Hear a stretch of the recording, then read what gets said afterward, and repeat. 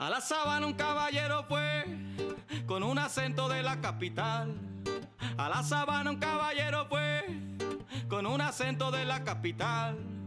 Usaba gafas oscuras de Ray-Ban y unas abarcas que no le quedaban. Usaba gafas oscuras de Ray-Ban y unas abarcas que no le quedaban. Vino a pedirme que yo le enseñara cómo se toca la cumbia del pueblo. Vino a pedirme que yo le enseñara. Desde una base secreta en la ciudad de Bogotá, esto es Caceroleando. Bueno. Bienvenidas y bienvenidos a una nueva emisión de Caceroleando. Saludamos a todas las y las caceroneas que nos han seguido la pista desde que iniciamos este proyecto de comunicación por allá en 2020.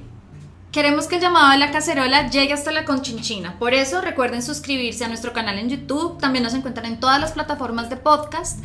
Y en redes sociales pueden compartir nuestros contenidos con el numeral Caceroleando Podcast. Hoy damos inicio a una nueva serie. Esta tiene un enfoque pedagógico y es producida en asociación con la ONG internacional Tactical Tech, la Fundación Pastoral Manos Unidas y el colectivo social Mercadillos por la Paz. A esta serie la componen 3 episodios y se ha elaborado usando insumos del programa Revelar lo Invisible, el KIT, provisto por la ONG Tactical Tech. Este kit reúne diferentes técnicas y prácticas individuales de quienes trabajan en las nuevas fronteras de la investigación social. El kit Revelar lo Invisible es un recurso colaborativo y de autoaprendizaje que hace que las técnicas y herramientas de investigación utilizadas por investigadores experimentados sean más accesibles para las personas y comunidades que se sienten motivadas a iniciar sus propias investigaciones, recopilar y verificar información, generar evidencia, memorias y crear una mejor comprensión de su contexto y sociedad. El kit está dirigido a todas las personas, no importa qué habilidades puedas tener. No importa si solo estás pensando en comenzar tu primera investigación o si has empezado ya a realizar varias.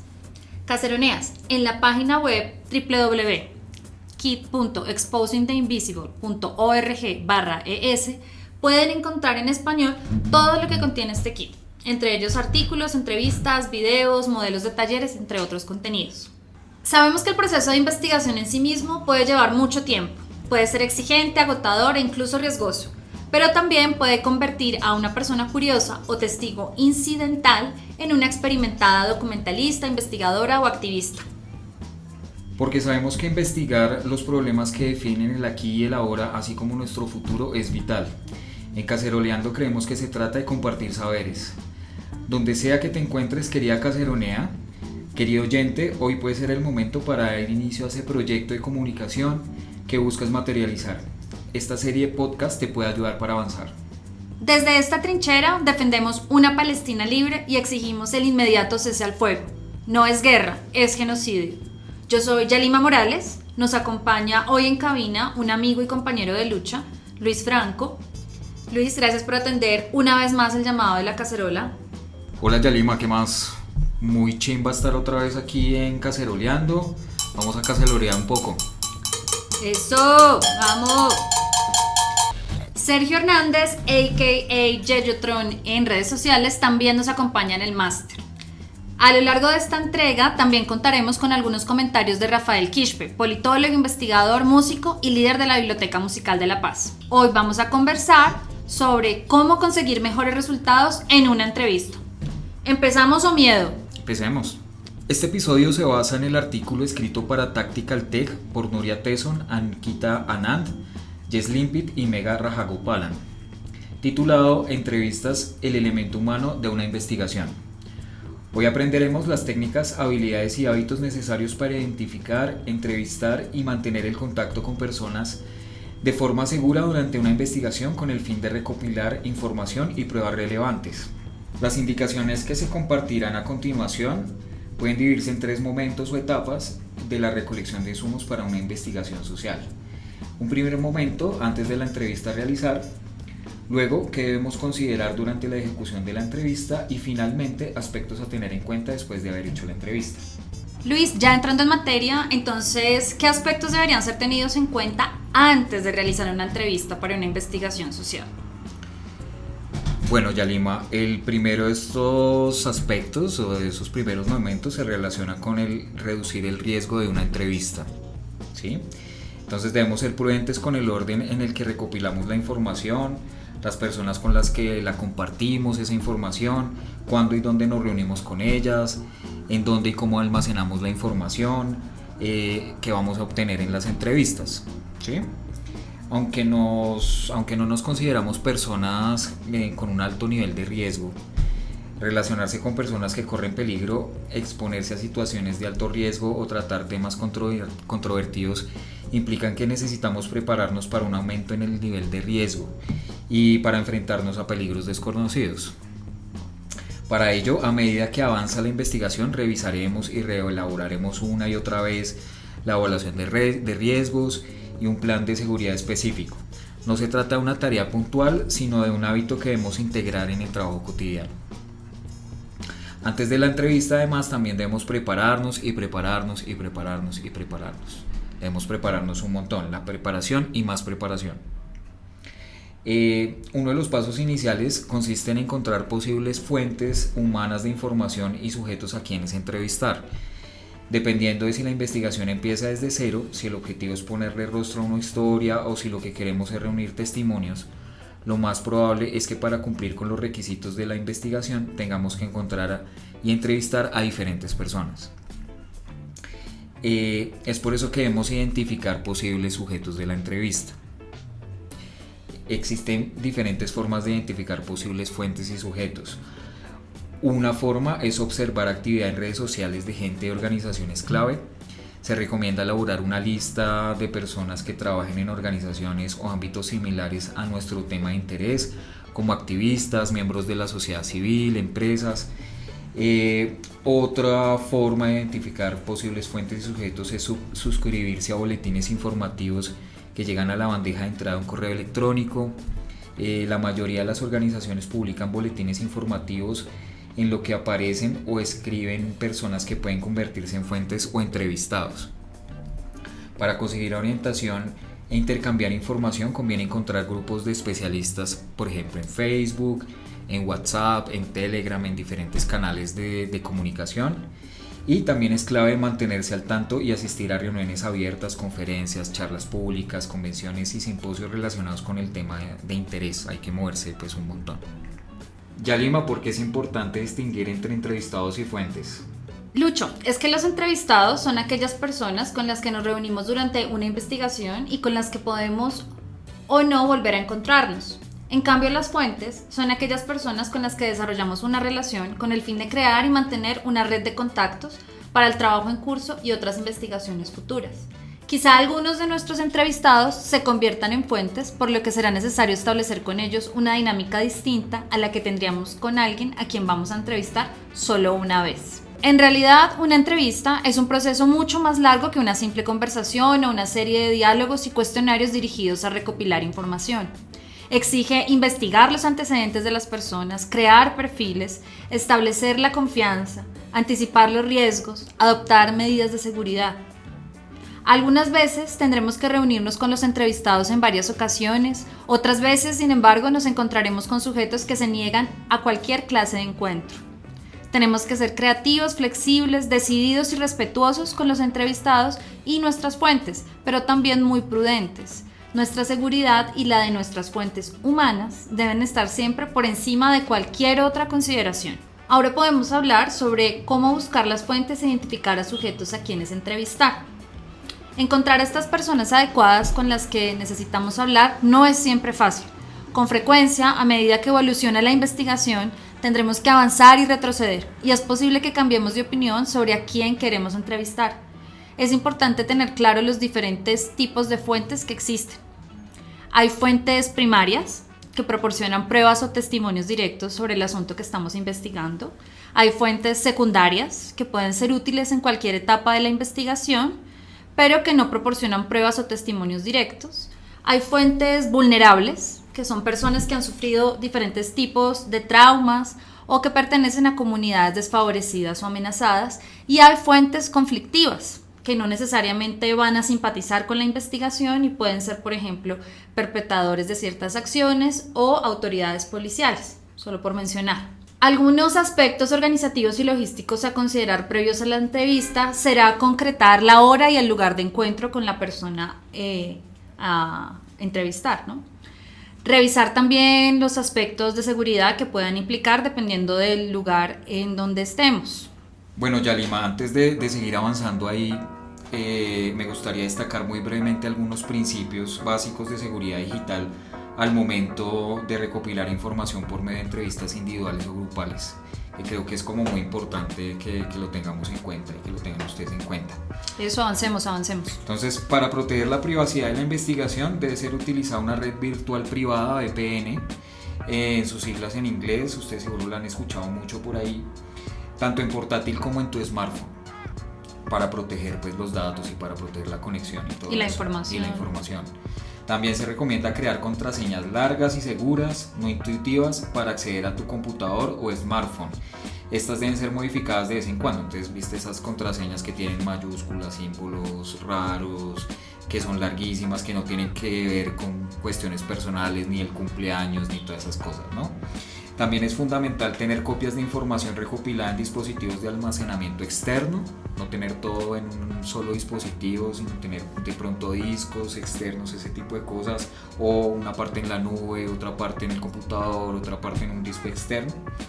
También es clave cifrar la información almacenada en tu computador, teléfono, discos duros, unidades USB o en la nube. ¿Sí? De pronto algún amigo que sepa cifrar datos, si uno no sabe hacerlo, eso podría funcionar. Y para las llamadas telefónicas y la mensajería instantánea existen diferentes aplicaciones con mayores niveles de cifrado y privacidad, como Signal o Wire, o que son preferibles a WhatsApp, incluso Telegram. O sea, WhatsApp, ustedes saben que tiene un nivel ahí como de seguridad como raro. Bueno, hablemos también de la preparación de las entrevistas, que creo que es muy importante. Previa en la entrevista es fundamental la comprobación de antecedentes de individuos, de las empresas, instituciones públicas y organizaciones sin ánimo de lucro que se vayan a entrevistar. Para esa investigación se pueden emplear recursos en línea, así como contactar personas de confianza que puedan proporcionar información adicional sobre las personas o entidades que se van a entrevistar. Hay que conocer al sujeto de la entrevista y su campo de especialización si lo tiene. Eso es también una forma de respetar el tiempo del entrevistado y no pedirle información básica o preguntar obviedades. La dinámica de poder entre un investigador y un entrevistado es compleja. Es importante tener en cuenta la situación de la persona a la que entrevistamos. Antes de realizar una entrevista debemos pensar bien cuál es nuestro papel, cuál es nuestra responsabilidad y dónde marcamos el límite. También es importante ver muchas entrevistas, ver cómo lo hacen otros entrevistadores, ver cómo lo hacen otros entrevistados, tratar de establecer un diálogo, más que una cuestión como que sea de preguntas y respuestas, saber del tema del que se está hablando, saber cuáles son las respuestas que va a dar el invitado también de antemano, porque muchas veces las entrevistas se pueden ver truncadas porque no hay una buena comunicación. Entonces, la preparación de las entrevistas es fundamental. Claro, Lucho, es que también habrá quien se sienta intimidado o que tenga miedo de hablar. Habrá también quien intente intimidar, convencer o disuadir o ganarse incluso nuestro favor cuando somos entrevistadores. Por eso es importante siempre mantener un equilibrio entre lo que queremos conseguir y la forma en que conseguimos esa información. También me gustaría resaltar que es súper importante definir los objetivos antes de realizar la entrevista. Algunos de ellos pueden ser sacar a la luz el lado humano de una historia, pueden ser también recopilar pruebas o fundamentar un caso. Elaborar y organizar una lista de preguntas es necesario. Esto nos permitirá estar preparados para redirigir la conversación o reformular ciertas preguntas en función de la interacción que tengamos con nuestro entrevistado. Tener las preguntas preparadas nos servirá para centrarnos en los temas relevantes. Elaborar esa lista nos ayudará a identificar lo que queremos obtener de la entrevista que estamos haciendo. Se deben considerar preguntas cerradas o preguntas abiertas, preguntas objetivas, preguntas de seguimiento e incluso preguntas provocativas. Eso sí, se recomienda evitar las preguntas capciosas. Caseroneas, hay algunos consejos adicionales y herramientas en línea sobre todos estos puntos que les recomendamos consultar en el artículo que fue usado como referente para este episodio. En la descripción de este contenido compartiremos el link directo a dicho insumo. En Caceroleando creemos que se trata de compartir saberes. Por eso, en entrevista con Rafael Quispe, le pedimos que nos compartiera algunos consejos para nuestras caceroneas sobre cómo tener mejores resultados al momento de entrevistar a una fuente. Esto fue lo que él nos dijo. Lo primero es que muchas veces, claro, los investigadores estamos cortos de tiempo, ¿no? A veces, entonces, pues no, necesitamos la entrevista, estamos solo un par de días ahí en el lugar o lo que sea. Pero yo creo que en medio de esa limitación de tiempo siempre hay que buscar la forma de que la gente sienta que la entrevista viene siendo lo último y no lo primero y no lo que uno quiere hacer con la persona. ¿A qué me refiero? Si uno llega a la persona y uno le dice, es que quiero hacer la entrevista, entonces veamos a tal hora y venga, entonces le hago las preguntas, la gente no va a tener esa misma disposición. A veces es bueno tomarse un café, sacar un poco de tiempo, que todos seguramente lo podemos hacer, ¿no? De construir así sea una mínima confianza antes de sentarse y prender la grabadora. Yo creo que eso es súper fundamental y me pasó muchas veces, ¿no? Muchas veces que yo invité a la gente a almorzar, nos fuimos a comer algo, a dar una vuelta y después de que ya hablamos de otras cosas, ahí cuando nos sentamos a hablar realmente con un micrófono, la cosa cambia porque la gente ya te tiene algo de confianza y te puede confiar su historia, ¿no? De la mano con esto, segundo, y es que yo creo que grabar, pues claro que hace parte de nuestra tarea, ¿no? Siempre tener ese registro, pero yo creo que también hay que ser muy agudos de cuándo sacar la grabadora, cuándo no se debe sacar, cuando hay cosas que tú más bien anotas en un cuaderno y cuando hay cosas que no se van a poder registrar. Creo que eso también es de parte de la experiencia de la investigación y yo creo que hay que convivir con eso, ¿no? Con lo que se graba y con lo que no se va a poder grabar, con lo que queda escrito y con lo que se fue. Me ha pasado mucho, ¿no? No solo en la gestión de los archivos, de que a veces uno tiene una copia y se le borró y tiene que atenerse a lo que escribió, o muchas veces en donde uno se da cuenta que no es pertinente sacar la grabadora. Me acuerdo mucho, volviendo a la historia de los llanos del Yarí, yo tenía un cuadernito, ¿no? Y estaba en una fiesta a las 12 de la noche con la gente, pues ahí yo no iba a sacar una grabadora, decir, ahí vende una entrevista sobre... No era conveniente, ¿no? Y a veces me doy cuenta que mucha gente, por el afán de tener la historia grabada o las cosas registradas, a veces yo creo que no negocian muy bien esos momentos, ¿no? A veces hay cosas que te quedan en la retina, hay cosas que tú solo estás viviendo el momento para apreciarlo y para que te quede en tu experiencia.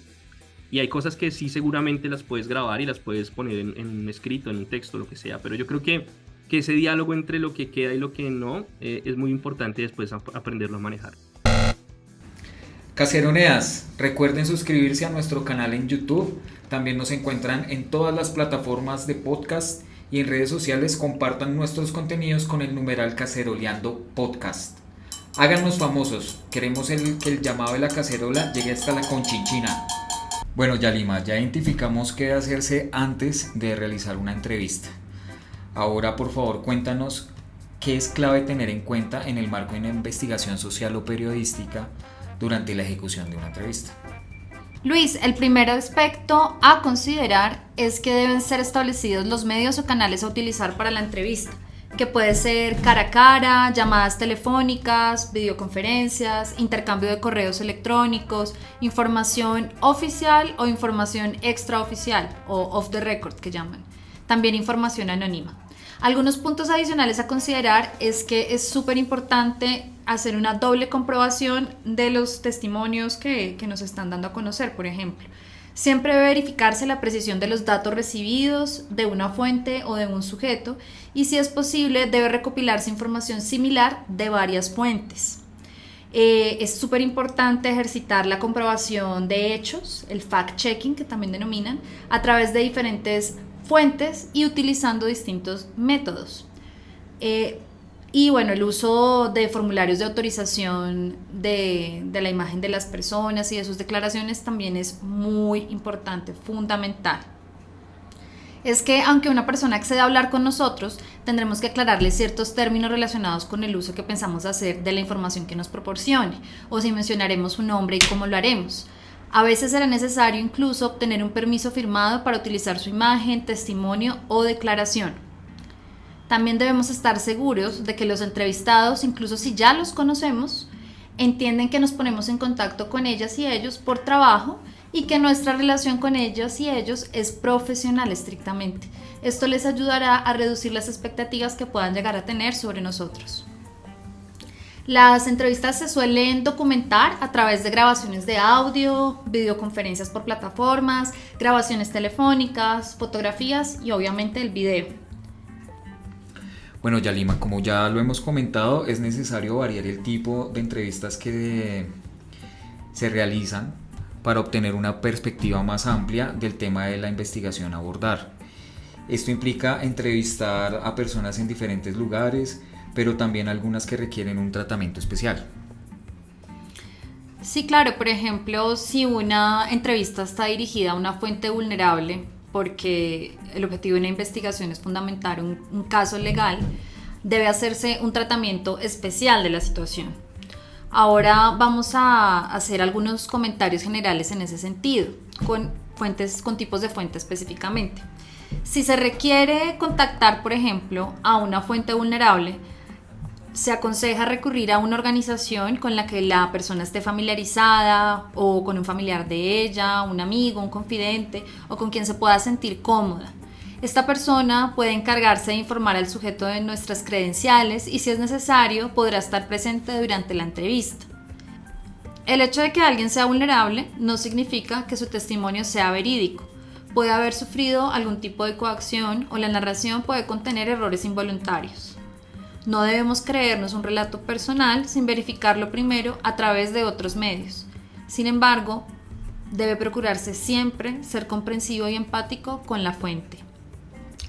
Sí, también cuando vamos a entrevistar a sobrevivientes de trauma, por ejemplo, es importante que la persona que ha sido vulnerada o que ha podido sobrevivir a un trauma sienta que tiene cierto control durante la entrevista, no que está siendo como controlada por nosotros. El lugar donde se realice la entrevista debe hacer sentir segura a la persona. Por lo general, en estas entrevistas se tratan temas muy delicados, por lo que tenemos que estar preparados para que afloren emociones y programar descansos regulares.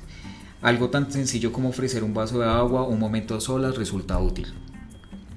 Algunas víctimas pueden ser reacias a hablar en presencia de un familiar o puede que se las haya coaccionado para que no revelen ciertos detalles a quienes les entrevisten. Es posible incluso que teman las consecuencias que sus declaraciones impliquen en su círculo más cercano o en su comunidad, o que les hayan obligado a dar determinadas respuestas o que se les haya coaccionado a ocultar ciertas informaciones. Se puede intentar averiguar si este es el caso por medio de preguntas generales como ¿prefieres que hablemos en privado? Sí, también nos podemos enfrentar a fuentes hostiles cuando pues, podemos entrevistar a personas que pues, es una fuente hostil dentro de la investigación. Entonces para eso se recomienda entrevistar a las fuentes hostiles al final de la investigación para evitar que interfieran en nuestro trabajo. Debemos protegernos a nosotros mismos de posibles represalias. Comunicaremos a una persona de confianza cuándo y dónde tendrá lugar la entrevista y qué hacer si no nos ponemos en contacto con ella a una hora determinada. Dejaremos la información sobre nuestras fuentes y las pruebas recogidas en un lugar seguro y elegiremos con suma prudencia el lugar de la entrevista. Hay que cuidarnos. Siempre. Sí. Algunos de nuestros entrevistados pueden ser incluso agresores. Así que debemos permitirle a las instituciones, organizaciones e individuos agresores explicar su versión de los hechos antes de presentarles información que la contradiga, en el caso de que ese sea nuestro objetivo en la investigación adelantada. Antes de la entrevista tendremos en cuenta que a veces los mismos agresores son supervivientes de un trauma. Empezaremos, por ejemplo, recogiendo su información personal y ya después pensaremos en preguntas más abiertas. Bueno, Yalima, ¿y tienes alguna recomendación para entrevistar a personas, por ejemplo, de la comunidad LGBTIQ+? Claro que sí. Algunas personas o comunidades son vulnerables no solo por su testimonio, sino por su etnia, religión, origen social, identidad de género u orientación sexual. A las personas LGBTIQ+, se las discrimina tanto en el ámbito legal como en el social en ciertos países. En estos casos hay que extremar las medidas de seguridad. Evitaremos los juicios de valor y respetaremos la identidad de género del entrevistado. Utilizar un vocabulario neutro será de gran ayuda. Claro, en caso de duda sobre la conveniencia de una pregunta, pues pensaremos en cómo nos sentiríamos nosotros mismos si nos la hacen, ¿no? Así es, Luis, se trata de empatía y respeto por la otredad, creo yo. Bueno, también podemos entrevistar a menores de edad, es un tema pues un poco delicado, entonces entrevistar a menores de edad plantea riesgos legales, más riesgos legales que entrevistar a adultos. Hay que tener cuidado de no infringir el derecho a la privacidad o el bienestar emocional del menor. Lo ideal es que durante la entrevista se encuentre acompañado por un adulto responsable en el que él confíe. Obtener el consentimiento y el permiso para la entrevista y para cualquier fotografía o grabación es obligatorio.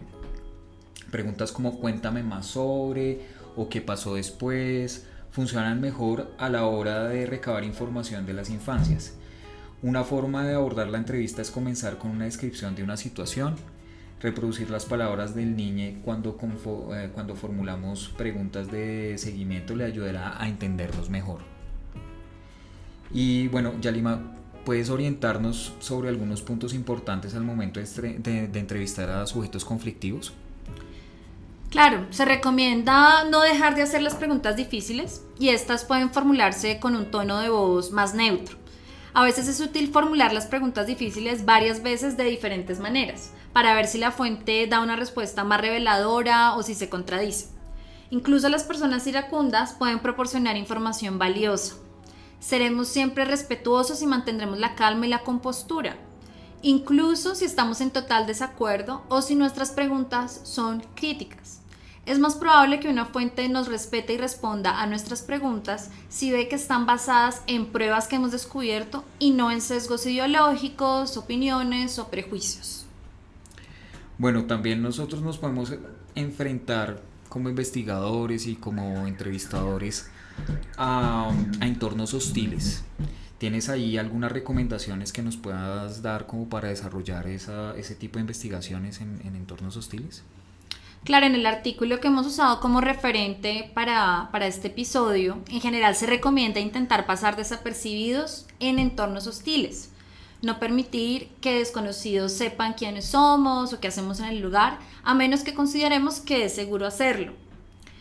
Debemos tener especial cuidado con quienes charlamos o con quienes hablamos de cosas sin importancia, ya que en algunos casos las fuerzas de seguridad local pueden contar con una extensa red de informantes al acecho de posibles amenazas. No facilitaremos información personal ni haremos preguntas que revelen nuestras fuentes, entrevistados o cualquier otro tema que pueda despertar sospechas. Antes de entrar en un entorno hostil, es necesario saber cómo salir de él, por si las cosas se complican, ¿no? En ese sentido, es fundamental consultar con frecuencia las noticias locales para estar al tanto de cualquier novedad. Por ejemplo, si estamos recopilando pruebas de abusos contra una comunidad local en una región remota y comienza una oleada de ataques, quizás sea el momento de abandonar el lugar. Es posible que por diversos motivos, que hayan puestos de control en las carreteras, que se interrumpa el transporte, por ejemplo, no podamos salir del mismo modo en el que entramos, en carro o en tren, o con las mismas personas que ingresamos al territorio, ¿no? Sí, no, puede ser como emocionante el tema de la investigación, pero pues toca tener como muchos recaudos, ¿no? Hay que tener como poder informarse muy bien. Sí, intentar siempre trabajar con gente local, estar informado, no dar papaya, diríamos, en local, y ser cuidadoso también con lo que hablamos, ¿no? Vamos a continuar escuchando las recomendaciones de Rafael Quispe sobre cómo obtener mejores resultados al momento de entrevistar a una fuente. Y lo tercero, que yo creo que es muy importante, y esto también ha construido confianzas como ha destruido confianzas, yo creo que es importantísimo que la gente después se le diga en qué quedó el proceso de lo que la gente hizo o en lo que ella participó. Yo he conocido tanto investigadores como comunidades que no saben, o sea, por el lado de los investigadores, que nunca le devolvieron a la gente la información, entonces la gente se quedó con esa incertidumbre, pero también ya con ese resentimiento, ¿no? De, bueno, pues me están usando. O en el caso también de comunidades que nunca les llegó la información y que por tanto cierran sus puertas a que nuevas personas puedan acudir a trabajar. Entonces yo creo que ese tratamiento ético de siempre decir a la persona, oiga, muchas gracias, esto fue lo que salió del proyecto, ¿qué le parece? Muchas veces incluso conozco colegas que son muy éticos en eso y es, si son informaciones sensibles o si de pronto ellos tienen dudas de cómo están representando a la gente, le preguntan, oiga, estoy escribiendo esto, ¿usted le parece esto bien? ¿Eso es cierto o no? Obviamente, nosotros como investigadores tenemos esa idea de pues, poder presentar un panorama, si se quiere, neutral, pero tampoco podemos olvidarnos que estamos trabajando con personas y que con lo que decimos o no decimos, estamos exponiéndolas o no. O estamos presentando una visión de algo que puede ser o que no puede ser real. Entonces yo creo que es muy, muy importante siempre tener esa dimensión del durante la escritura y el después para no generar, digamos, estas acciones con daño y también dejar las puertas abiertas con la gente. Al final, creo yo, y yo creo que ustedes también lo tienen muy presente, y es que más allá del ejercicio de la entrevista, pues al final uno también genera lazos con la gente, ¿no? Y es gente que después te pregunta, oiga, ¿cómo va? Y más allá de la entrevista se generan esos lazos y yo creo que eso es bonito, generar lazos con la persona y justamente que la investigación te permita conocer personas nuevas y hacer nuevas amistades. Seguramente hay gente con la que no hablarás mucho más luego, pero otra gente sí es valiosa y yo creo que de eso se trata también la investigación. La investigación es esa posibilidad que nos da la vida también, creo yo, de poder conocer otras realidades, de hablar de esas realidades, pero también de conocer las personas que están detrás de esas realidades, ¿no? Y yo creo que eso es lo lindo de la investigación al final. Luis, ¿qué viene después de haber hecho la entrevista? Verificaciones y equilibrio. Para que una investigación sea fiable, debe ser equilibrada. Esto significa que para obtener una perspectiva más amplia, se debe procurar evitar tanto nuestros propios sesgos como los de los entrevistados. Sin embargo, la forma en que exponemos las pruebas y el paso que damos a cada entrevista también es muy importante. Aunque hayamos realizado fact-checkings en cada paso, hay que volver a verificar y revisar las pruebas cuando tengamos toda la información, los datos y las declaraciones. Si es necesario, volveremos a las fuentes para que nos aclaren ciertos detalles o nos pondremos en contacto con personas que puedan ayudarnos a interpretar las pruebas con mayor exactitud. Siempre existe la posibilidad de ampliar la perspectiva de la investigación hablando con entrevistados con los que no hayamos conversado antes.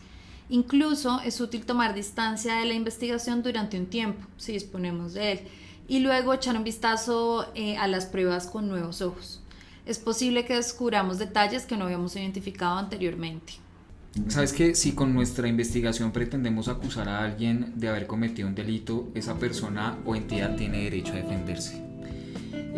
Se sugiere enviar a las personas o entidad implicada un cuestionario con las acusaciones que aparecen de la investigación. Claro, como para que pueda responderlo y asumir o no responsabilidades. Claro. El tiempo y el esfuerzo que nuestras fuentes y entrevistados han dedicado a responder nuestras preguntas, sobre todo en condiciones de riesgo o recursos limitados, merecen todo nuestro agradecimiento. Podemos reconocer su esfuerzo con pequeños detalles como enviar copias o enlaces de la investigación en caso de publicarla. También podremos ponernos en contacto con ellos si regresamos a su lugar de residencia y además de esta forma también estaríamos creando una red de fuentes que nos podría ayudar en un futuro a mantenerlos informados o a estar al tanto de otras posibles investigaciones. Sí, Yalima, es muy importante mantener el contacto con fuentes y entrevistados en la medida de lo posible. Compartir el resultado del trabajo hecho es clave, compartirlo con las fuentes. Además, hay diferentes razones por las que podemos tener que abandonar una investigación. El agotamiento es natural, a todos nos pasa, y como decíamos antes, la presión y el estrés del trabajo pueden abrumarnos en algún momento. Además, también puede suceder que la investigación no dé resultados, que nos resulte imposible reunir todas las pruebas que necesitamos. Tener una actitud reflexiva nos ayudará a decidir si ha llegado el momento de abandonar. A veces es bueno decir como hasta aquí llegamos. Hasta aquí llegué, no puedo más. Ahora vamos a escuchar las recomendaciones finales de Rafael Quispe a las personas que quieran aventurarse a hacer investigación social. Añadiría una cuarta ya para cerrar y es eso, como que después de escuchar las entrevistas y eso más allá de escribir un texto, como que me queda a mí de haber conocido la experiencia de esa persona, yo creo que eso es importante, ¿no? Como conectarnos con la información más allá de lo que nos sirve sino de lo que nos dejó de enseñanza como personas. Y yo creo que eso también es muy importante. Esa reflexión a veces no no la tenemos porque estamos simplemente como usando la información para escribir esto, para soportar esta otra hipótesis o lo que sea, pero ¿qué nos quedó después de escuchar a esa persona? ¿Qué nos quedó como seres humanos después de escuchar esa experiencia? ¿Qué nos deja de reflexión? Yo creo que es importante. No, y no solo para el investigador o el grupo de trabajo, sino también para las comunidades involucradas. O sea, volvemos a lo que tú decías. Una vez que se tiene ya el contenido, hay que ir, vea, esto fue lo que se hizo, hablemos de esto, puede que importe o no importe, pero se hace la tarea. La gente también, si se hace, si ha habido una coproducción, una cocreación, hay que darse el crédito. Yo he tenido el caso de personas de comunidades que dicen, acá vino tal entidad, hicimos esto junto, de hecho me pasó puntualmente con una cartilla, y a nosotros nunca nos nombraron, y esto fue un asunto de co-creación, un trabajo que hicimos acá, no solo esta organización importante que ahora vino y nos dejó unas cartillas acá, y claro, pues es respetar el otro, ¿no? Entender que siempre podemos aprender unos de otros y que no necesariamente por tener un montón de títulos, pues no las sabemos todas. Bueno, hasta aquí llegó un nuevo episodio de Caceroleando, el primero de esta serie pedagógica. Les esperamos en una nueva entrega. Lucho, gracias por acompañarnos en la mesa. Sergio, gracias por estar ahí en el máster. Y bueno, antes de irnos, Luis, ¿tienes algo que decirle a la tía uribista que todo colombiano y colombiana tiene en su casa? Sí tengo y es muy importante. Cuéntanos. Tía, usted no es de esa clase social. Pero espera un momento, Yalima, ¿usted qué le va a decir a su tía uribista? ¿Qué va? Yo las estoy convirtiendo lentamente. Pero bueno, a todas ellas que siguen insistiendo en ser retardatarios, ¿no? En no permitir los avances de este país. En realidad sería como hablar con los más jóvenes, ¿no? Me parece que ahorita algo bueno, por ejemplo, podría ser el avance en la reforma pensional. Sería decirle, tía, ¿usted cree que bajo el gobierno, por ejemplo, de Duque o de Uribe, en sus dos oportunidades, se hubiera podido pensionar un montón de ancianos que no habían cotizado y que no pues, viven en condiciones de supervivencia? No, la respuesta es no. Entonces, pues creo que se vienen tiempos mejores y que tenemos que avanzar como sociedad. Muy bien, Yalima, muchas gracias a ti también por acompañarnos y por ser la presentadora oficial de este podcast. Por delirar acá juntos. Y por delirar. Gracias a todos también por vernos y nos estamos brillando por ahí. Acá se Eso. Pero, antes de terminar, si tienen comentarios, preguntas o sugerencias, o incluso contenido adicional que puedan ofrecer a la expansión de este kit que ha hecho Tactical Tech, pueden contactarles en el siguiente correo electrónico: eti@tacticaltech.org. Hasta aquí este episodio de Caceroleando. Recuerden que pueden seguirnos en Twitter, Facebook e Instagram. Hasta la próxima, amistades. No nos podemos ir sin agradecerle a todos los realizadores de este contenido: Sergio Hernández, Luis Franco y yo, también a los entrevistados, a Rafael Quispe y a todas las entidades involucradas: Tactical Tech, Fundación Pastoral Manos Unidas, Colectivo Social Mercadillos por la Paz y la Agencia Cultural Bulpes Clan.